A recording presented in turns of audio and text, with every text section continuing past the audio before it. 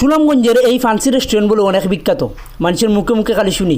তো আমরাও আজকে আইলাম এই ফান্সি রেস্টুরেন্টও, দেখতাম এই ফান্সি রেস্টুরেন্টও কীরকম সার্ভিস দেয়। আজকে এই রেস্টুরেন্টে আমার একটা মূল উদ্দেশ্য হইল গা, শিয়াব ভাই আজকে একটা পাওয়ার ব্যাংক কিনছেন। যদিও শিয়াব ভাই পাওয়ার ব্যাংকটা কিনছেন 500 টাকা দিই, কিন্তু আজকে আমার নিয়ত 1000 টাকা বিল তুলতাম। তো আমি যা খাই আমরা কইলাম মামু আজকে গ্রিল খাইতাম, গ্রিলের অর্ডার দিলাম। মামু আমার কথা শুনে কইতেছেন যে তুমি যেহেতু খাইতাই তে অর্ডার দিলাও।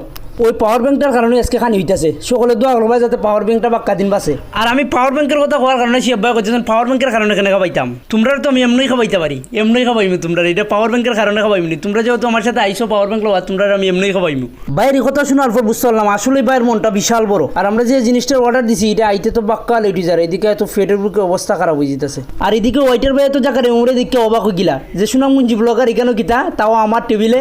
আর মামুর লাগি হে বেড়ায় বড় দিকে একটা পিস আনছে, আর আমরা দিছে ছোটো ছোটো পিস। শিয়াব ভাই আমার কইলা মুস্তাফিজ কিচ্ছু করার নাই, যেহেতু এবার সেলিব্রিটি এবারে সকলে এনে দিব, তুমিও এরকম সেলিব্রিটি হও, দেখবাই তোমারও একসময় এনে দিব অনেকেই। অনেক অপেক্ষার পর অবশেষে আইলো খানি হওয়ার পর বিসমিল্লা করে শুরু করলাম, কারণ আমার পেটও বুক, আমি আর অপেক্ষা করতে পারলাম না।